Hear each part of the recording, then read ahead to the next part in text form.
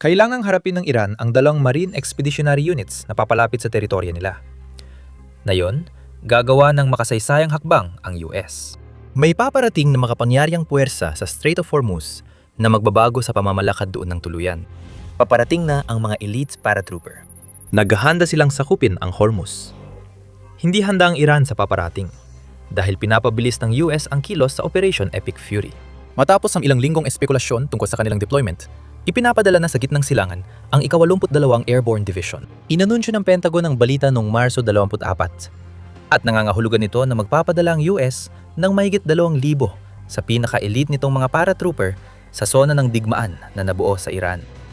Isa itong malaking eskalasyon ng US at isa pa itong palatandaan na maaring mas malapit na kaysa dati ang US sa aktual na pagpapadala ng mga sundalo sa lupa marahil sa Kharg Island bilang paraan ng muling pagbubukas ng Strait of Hormuz. Iniulat ng The Washington Post na inaprubahan na ng mga opisyal ng US ang mga nakasulat na utos para sa deployment na ipinadala na sa punong himpilan ng ika-82 Airborne Division sa Fort Bragg, pati na rin sa mga sundalong bahagi ng unang Brigade Combat Team ng unit. Ito ay kasunod ng naunang pagbibigay ng mga pasalitang utos ayon sa dalawang source na malapit sa sitwasyon na nakausap ng Outland. Karamihan sa mga sundalong inutusan ay mula sa Immediate Response Force ng ika-82 Airborne Division. Kaya makikita nating seryoso na talaga ito. Bakit? Makikita agad sa pangalan na ang Immediate Response Force ay ginawa para makapag-deploy sa loob ng 18 oras mula abiso. At versatile ito para sa halos anumang ground-based na operasyon. Ang pagkuha ng isang paliparan, gaya ng nasa Kharg Island, ay bahagi ng maraming tungkulin ng puwersang ito. Gayon din ang pagsakop sa mahahalagang infrastruktura tulad ng mga tubo ng langis at mga terminal na nasa mismong islang iyon. Nagbibigay ang task and purpose ng karagdagang impormasyon tungkol sa Immediate Response Force ng ika-82 Airborne Division at binanggit na ang mga miyembro ng puwersang iyon ay nagpapalitan tuwing 6 na buwan dahil ang responsibilidad ay umiikot sa 3 brigada. Kapag naitalaga bilang IRF-1 ang responsibilidad ng brigadang iyon sa loob ng kalahating taon, ay maging pinakahanda sa 3 para maipadala agad. Mas malalim pa ang estruktura nito dahil sa loob ng napiling brigada ay merong isang batalyon at isang kumpanya na tinatawag na IRB-1 at IRC-1 na sila ang magiging pangunahing unit para sa deployment sa antas ng unit. Makikita natin na gumawa ang US ng puwersang pang-respond sa mga bagong krisis. Ang krisis ngayon sa Strait of Hormuz ay dulot ng pagharang ng Iran na nagdulot ng kaguluhan sa presyo ng langis at gas. Pinipilit ng internasyonal na kaalyado at ilang hindi kaalyado ng US na apektado ng issue sa Strait at maaring tugon ng Amerika sa pressure ang pagpapadala ng ika-82 Dibisyong Airborne. Malamang magiging susi ang isla ng Kharg. Pero kung ano man ang maaring plano ng US doon, ay maaring magdulot ng labis na paglala sa Operation Epic Fury. Matagal nang may mga haka-haka tungkol sa ika-82 Dibisyon na mangyayari ito. Noong Marso, iniulat ng Washington Post na ang malaking pagbabago sa plano ay nagdulot ng usap-usapan na ang dibisyon ay patungong Iran. Ang mga miyembro ng ika-82 Airborne Division ay dapat sanang sumali sa malaking pagsasanay.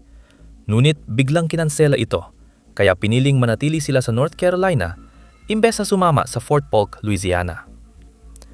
Noon, hindi naging bukas ang Pentagon. Sinabi nito sa mga reporter na dahil sa seguridad sa operasyon, hindi pinag-uusapan ang mga hinaharap o haka-hakang paggalaw.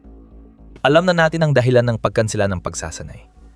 Pinag-aaralan na ng US ang mga opsyon, kabilang ang pagpapadala ng sundalo, matapos masira ang militar na infrastruktura ng Iran sa unang mga araw ng Operation Epic Fury at Operation Roaring Lion. Dahil malaking problema ang Strait of Hormuz para sa US sa geopolitika, mula pagkansela ng pagsasanay ay nauwi ito sa ganap na pagdeploy. Hindi pa rin natin alam kung anong gagawin ng ika-82 Division pagdating nila sa rehiyon ng Persian Gulf. Pero malaki ang posibilidad na mataas sa listahan ang isang ground assault sa Kharg Island. Isa yan sa opsyon. Pero malinaw na nakikita ng US ang pag-ukupa sa Kharg Island bilang susi para kontrolin ang issue sa Strait of Hormuz. Kaya ang bantaan ng ika-82 Division ang mga target sa Gulf na hindi dumadaan sa mapanganib na strait.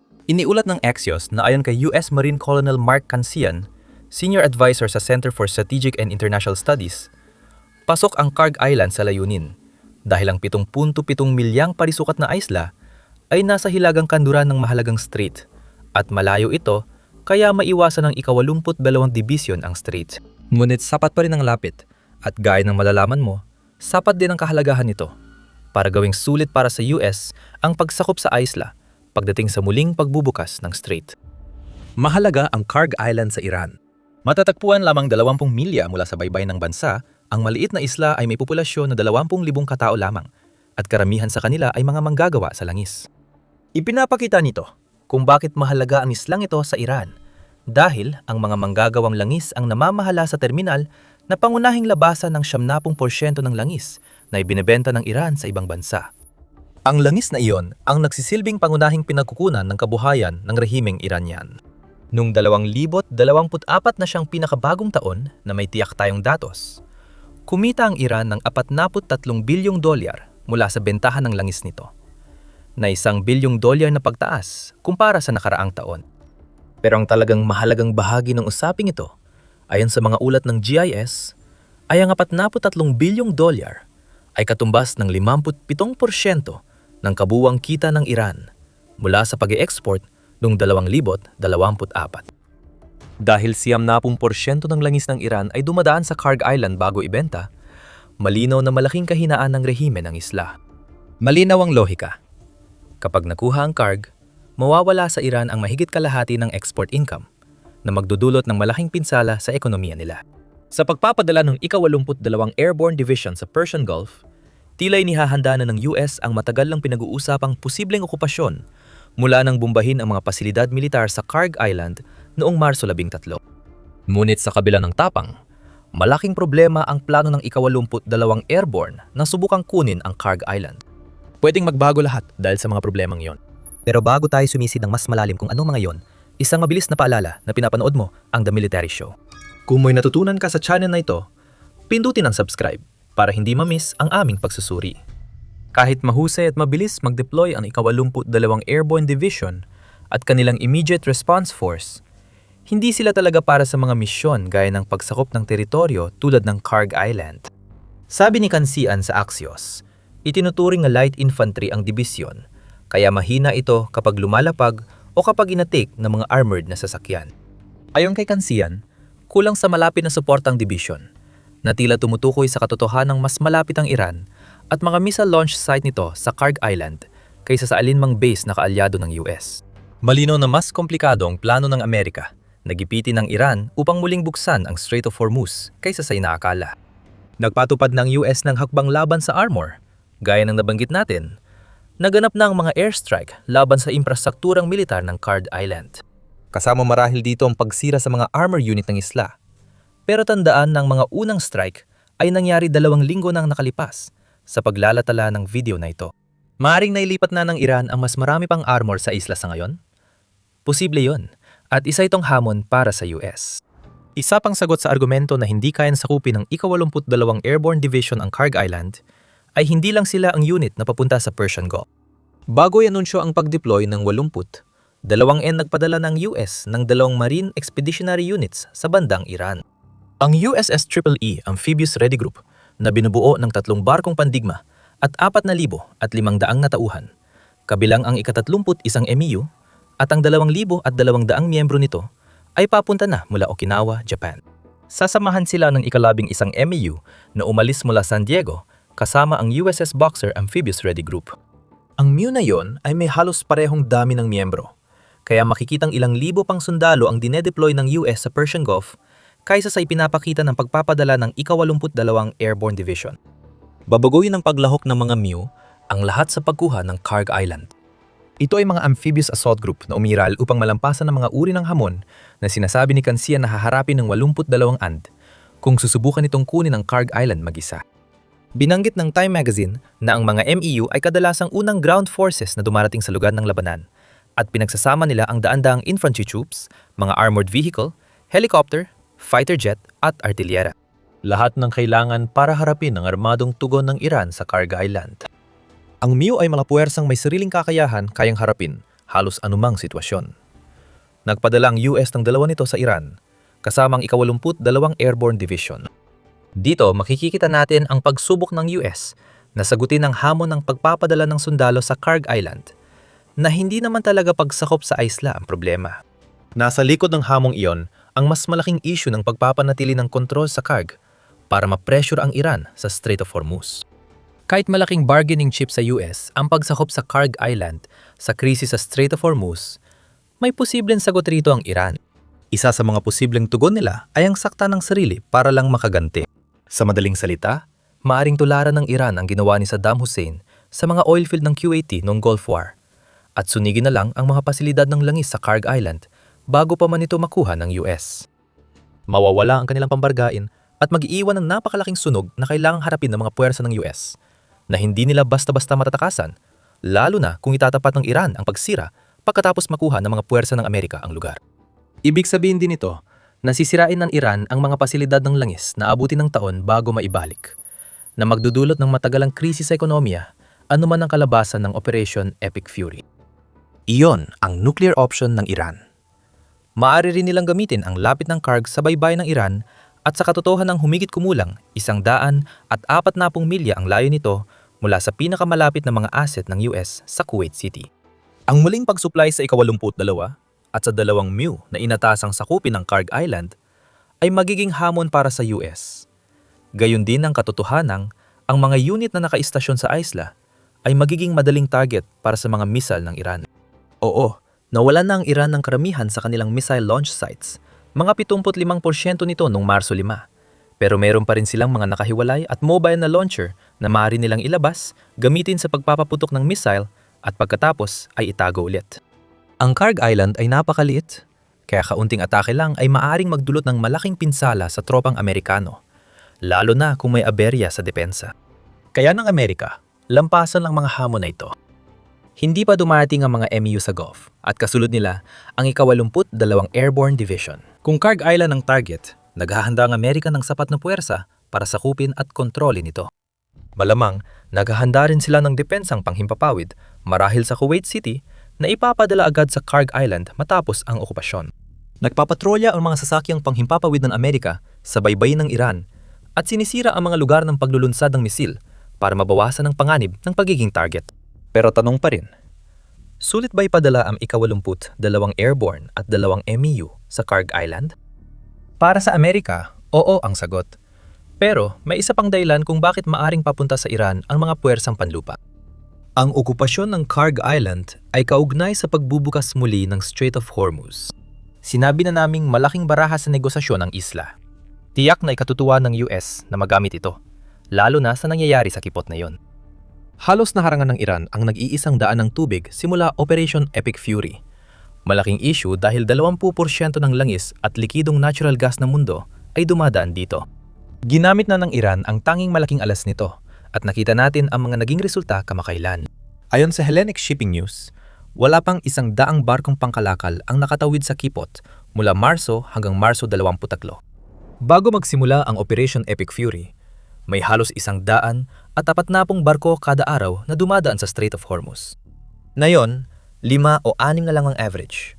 Karamihan ay naglalayag sa ilalim ng bandila ng Iran o konektado sa rehimen ng Tehran.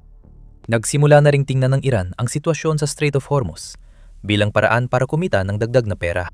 Ayon sa ulat ng Telegraph noong Marso 24, gumawa ang Iran ng mga rutang aprobado ng rehimen sa Strait of Hormuz na parang toll booth sa dagat para sa mga barko. Ayon sa ulat, umabot sa $2 milyong ang bayad sa ligtas na pagdaan. Maaring sabihin ng Iran na ibig sabihin nito ay muling binuksan nila ang kipot. Tututo lang US at malamang pati ang iba pang bansa sa mundo sa pamamagitan ng pagsasabing napakataas na mga bayaring ito na malinaw na layunin nitong pigilan ng lahat maliban sa mga pinakadesperadong barkong pangkalakal na dumaan. Hindi tama sabihing masusolusyonan ng pagsakop sa Kharg Island ang problema sa Strait of Hormuz. Pero makakatulong ito. Ang kontrol ng US sa oil infrastructure ng Iran gamit ang MEUS at ang 81 Airborne ay mag-aalis ng bilyon-bilyon sa ekonomiya ng Iran at magdaragdag ng presyon sa rehimen ng Iran.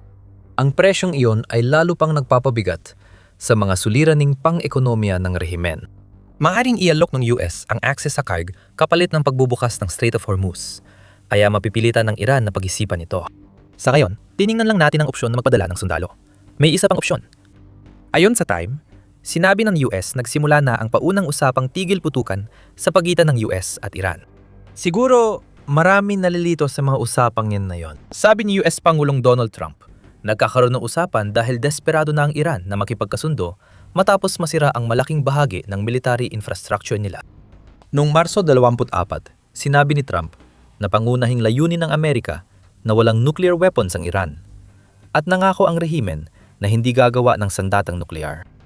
Dagdag pa ito sa 15-point ceasefire plan ng US na ayon sa AP News ay posibleng may mga hindi katanggap-tanggap na usapin gaya ng ballistic missile program ng Iran at suporta nito sa mga regional militia at proxy groups.